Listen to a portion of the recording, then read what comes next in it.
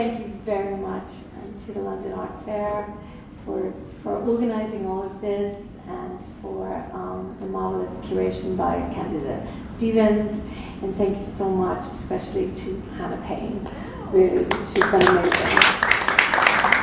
And for my team, may I just thank Anastasia. Thank you. So, first of all, I'm going to ask some questions, and then you two are going to talk amongst yourselves, and then I might ask a few more questions. So, I think the first question is, could you tell us all how this commission came about? Yeah, okay. I was invited by the V&A to be their artist in residence in 2015 and 16. And I was particularly taken that Wedgwood made some black ceramic busts of Caucasian people. And that fascinated me, what happens when somebody who in current terms would label as white is reproduced in black. And I was interested in working with the material Parian in the same colour, and Parian was used for portrait busts, and so in some ways the work was always going to become a portrait. And I quickly realised when you're at the V&A, if you ring anybody up, they're going to say yes. And I exploited this mercilessly, and rang up the former Spode factory in Stoke-on-Trent, which had shut down and their production had moved to the Far East, and asked if I could come up and have a look at their slip moulds, the moulds they used in plaster to make ceramic pieces, and they invited me up. And while I was there, I thought I'd try the V&A name again, so could I take some with me? And they said yes. And I said, well, this is working well. So I took 31 moulds away, and the piece of work that Dimitris responded to became called a 31-note love song. And within the factory, it's completely silent, there is no electricity, the doors are locked, it's completely quiet, in a place that was once bustling and full of activity and skill. And the mould store is slightly disorganised. You could find pieces of a teapot lid or a teapot spout, but never all the objects. I just seen somebody laughing, because they know what he's going to say about this photograph. And I was interested in taking these moulds back and seeing what they could talk of, and very much from the silence of the factory, whether sound or whether a voice could come out of that work again in the future. As the pieces started coming together, they were laid out in a long line, and to me they started reading like sheet music. They were black on a white background, and there was an undulation. And it kind of seemed natural. Could we move somewhere from the silence of the factory to a visual response to that silence, to an audio response to that visual response to a silence? So the next obvious step was, maybe I should find somebody who knows about music. And fortunately, through a dear friend, put the two of us in touch with each other. And it was just easy. It was very easy. You came into the museum, we had some good chats. Yes. I talked to you about the work, you talked to me about your work. And unusually for an artist, I've been commissioned quite a few times, which has a whole load of things coming with it. I'd never commissioned anybody. And it was both nerve-wracking and really joyful. And for me, it very much felt, I need to trust you. I need to trust that you know what to do. And so we had the conversation, and then it was completely over to you as to what the response would be like. And you first performed it at the V&A. At the V&A, yeah, first performance. In front of an audience. Yeah. And what was that like, being in the V&A? It was really good. We were like in this big wooden construction, the globe. Yeah. So we had I had the ceramics around me, which helps a lot looking at the works that inspired you. So it was an amazing performance. Thank you so much. That's the next time I say in public.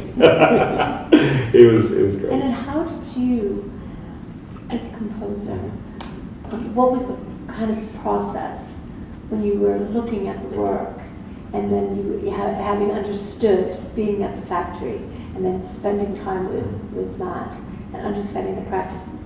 what inspired you, and how did you come about?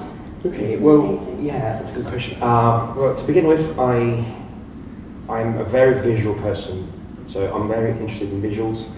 When I watch documentaries, I never watch documentaries on composers. I always watch documentaries on painters or artists, visual artists. So I'm very much interested in the art world and the world of the visual arts.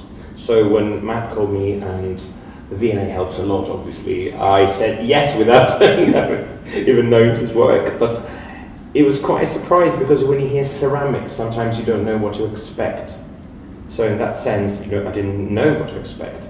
When I saw those, I was like, these are amazing. Seriously, these are the objects are amazing, and there's so many references to my culture, even to Greek statues. That it was really. I'm going to say this out loud. It was really easy for me to respond to these pieces, because it felt very natural. And back then I was a little bit of a different composer. I was a little bit more dramatic. Now I'm more lyrical. So you heard a piece I wrote 6-7 years ago. So.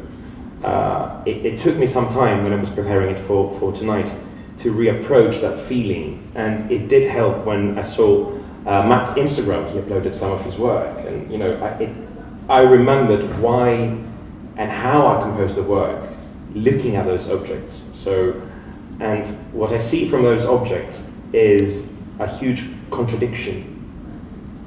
I see the future and the past and the present. So they're fragmented, right? But the shapes. About fragmentation, because you mentioned that before. Yes. But the shape, it reminds me of something we've lost, but we used to be well. Do you know what I mean? We used to have a good life, and now we don't have it anymore, because you see this wonderful statue with a chopped head or chopped hands. And that brings me to this question about the Spode factory. And the meaning there, and how you felt that, Matt, when you were there, about the Spode factory, and what was the impetus about the why music in that factory? I mean, I think first off, as a ceramicist, there's something heartbreaking about what's happened to a lot of the potteries in England, and these centres of absolute excellence and skill, and there are success stories still coming through, but there are huge areas of decimation in the industry. And to go up to these places, but were not just livelihoods, there were a sense of community, they were absolutely at the front running of skill, and then to see the effects of this loss of industry on an area. And I picked up the moulds in the car and drove them down from Spode to South Kensington. And in 3 hours, you move from one of the most deprived parts of the UK to one of the most affluent. And it was shocking. It still is shocking. They're not far apart, but people's lives are incredibly different. And it was, I think there was something about mourning and loss, but also I think that the thing that I think Dimitris' work brings to this is a temporality, that you have to sit with the work for the 10 minutes or so of the composition, which is something we're not used to doing really in an art environment, of being forced to sit and with our thoughts, rather than just moving at our own pace. That's true. And I think that's something that for me, your work brings to this work that I'm incredibly grateful for. And the title, was that your decision? Yes. And how, you touched on that briefly, but... Yes, well, as Matt said, it was very easy for us to work with each other, so he didn't try to impose his opinion, which I appreciate very much. It doesn't happen very often. So Abyss is because, as I thought of the work, and when you saw me performing it, I started from the very low register of the piano, the very percussive, very visual, bom, bom, bom, and it moved towards the end of the piece, moved towards the high register of the piano. So, to me, the word that inspired me the most, at least it's my interpretation of the work, is oxygen. So, I wanted to create something in my head, making my own visuals as when the piece starts, you're in this black space, timeless, spaceless in a way, the abyss, the bottom of the ocean. You can't see anything, and as the piece, unravels and, there's more material, it's moving towards the surface. So that's why I thought abyss is a good word because it's a journey that I discovered through observing Matt's work, yeah. And then, okay, so here's a question. So that music then, which is abyss and coming out of the abyss and maybe looking more hopeful, Yes. Did that challenge you as well in terms of the work after? It's really interesting. I've heard Dimitris play live 3 times, and I'm just going to name drop on your behalf. He also did a recording on Maria Callas' piano After Vienna, with the same piece. in Athens, which is just the most perfect name drop for me. So thanks for that. Maria Callas. But each time I hear it performed, I get something else from it. And the first time I heard a lot of anger, and this time the fragmentation, the multiple narratives coming through, and each overtaking the last was something that I was younger. Yeah. We all I was were. younger. Yeah. But and I really read that fragmentation in the work tonight. Yes, tonight I also felt like I gave a different performance because, during the pandemic we all changed a little bit or a lot, and as I said, I've changed as a composer. I'm more romantic now, maybe. So my approach to Abyss is more romantic now because I'm more romantic now, So I don't know how I would respond. I would have the same ideas if you commission me today. The ideas would, not the musical ideas, that they'd be the aesthetic ideas and the feelings would be the same. Maybe I would have written a different piece, but it doesn't matter now. But I also felt that this, tonight, the 4th performance of our work, it was different. It's I know why I wrote what I wrote back then. When you write a piece and you write it on a score, it's not the same as performing the piece. So I think it's 7 years now, and I've performed this piece only 4 times. And after a pandemic. And I haven't given it to any other pianists, because pianists asked for this piece, especially, to be honest with you, especially after the Maria Callas piano, they wanted the piece. And as I said, I don't see this piece as a concert piece, and I definitely don't see this piece as a Spotify piece, to go on your holidays and listen to it on your earphones. It's a gallery piece, it's a museum piece, it's a visual piece. It belongs here. So that's why I don't give it to any other people, because I know they won't be able to defend it the way I would like them to defend it, and gives more opportunity to work with Matt. And so with that brings, I wanted to ask, I think, really important question. You talk about Spode, and you talk about the area of Stoke and how deprived. So the 3rd time this was performed was at the British Ceramics Biennale in 2017? In 16? In Stoke. Yeah. Stoke, okay, sorry. In the factory. Yeah. Now, maybe for the audience, I think people would be very interested to hear how that was.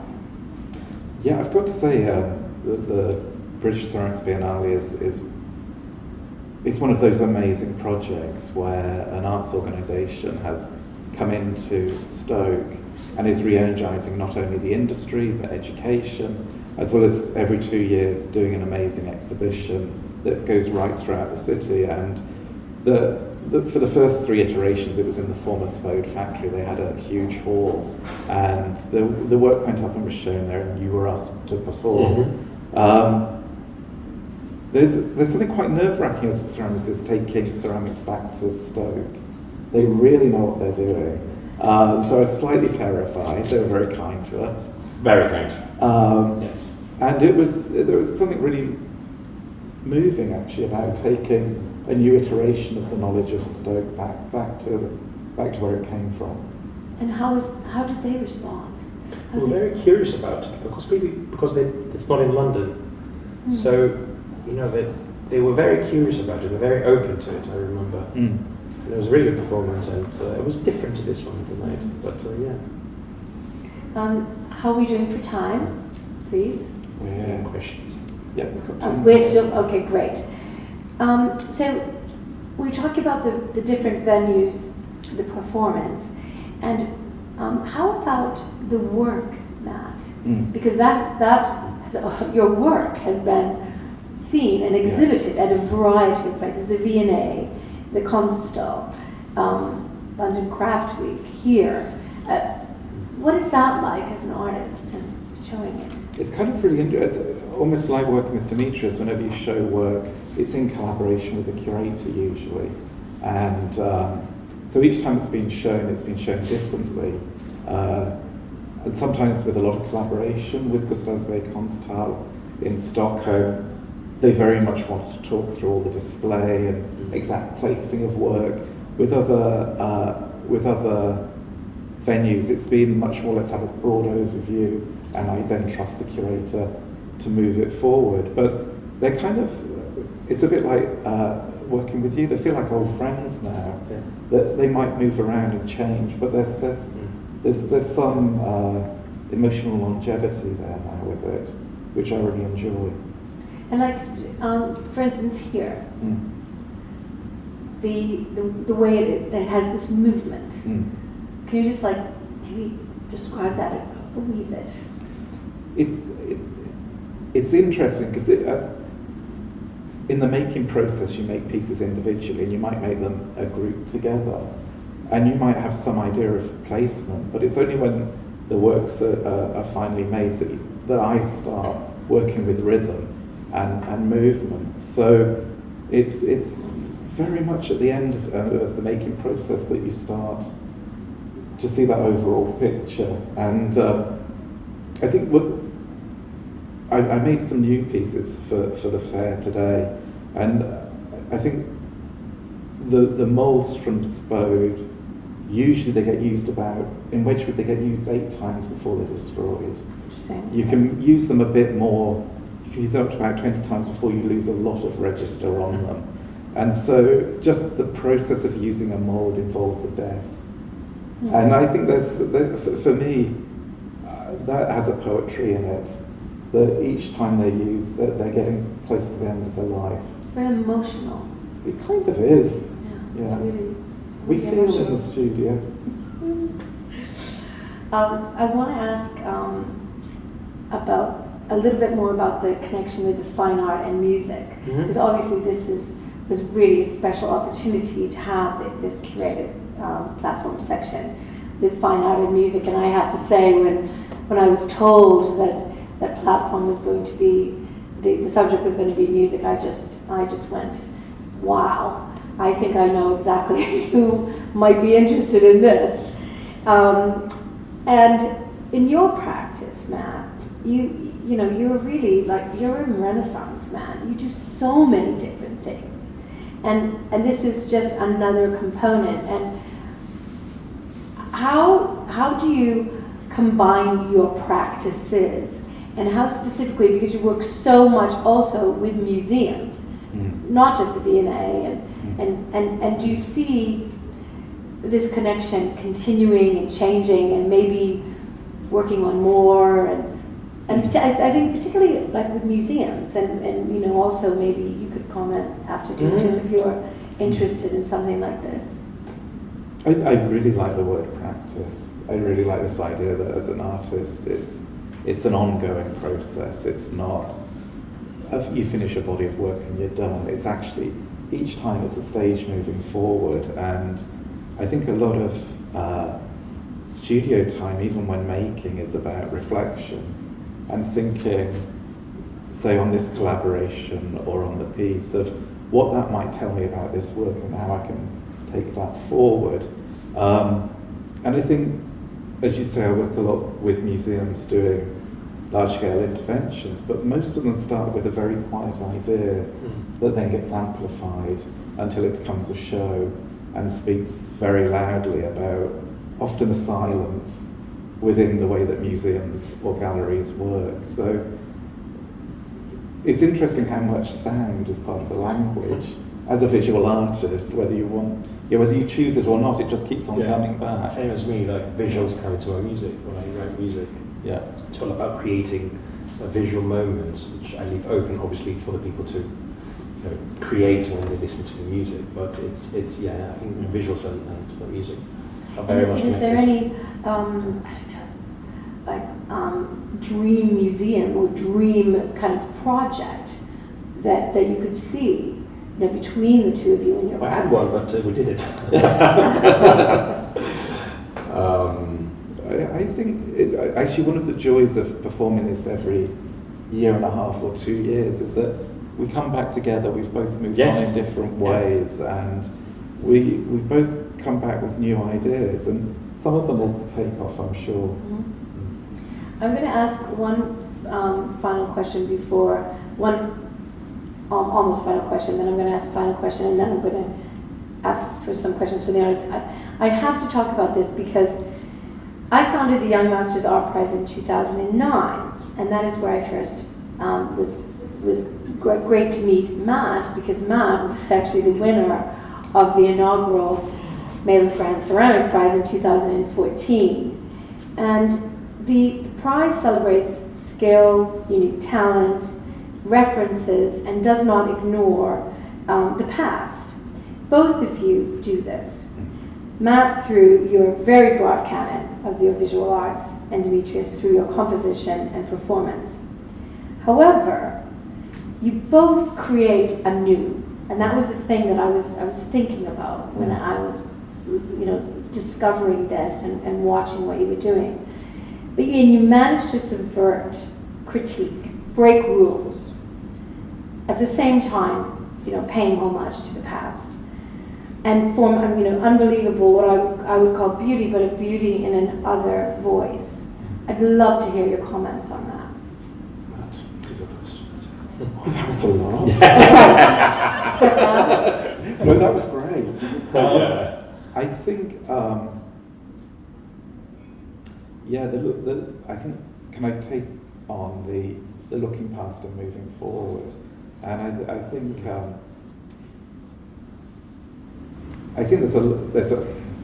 there's a lot in this country that I don't think we've addressed very well about the past, and I think we could really do with exploring it in a bit more of a grown-up way. And as an artist, I'm really lucky that I don't have to find the answers, but I can open up the questions, and I feel that's at the heart of a lot of what I do. I love that. Thanks very much. You're answering the questions. And Well, the past, I'm a composer. We live in the shadow of the past. Yes. Yes.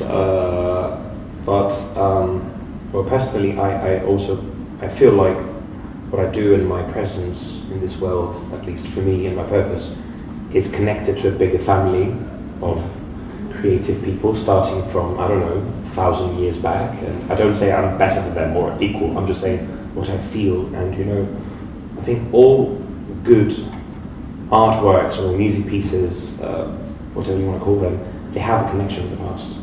Because we when we say we want to make something new, it doesn't mean you need to break statues in order to make something new. That happened actually in the previous century with postmodernism, and it was great.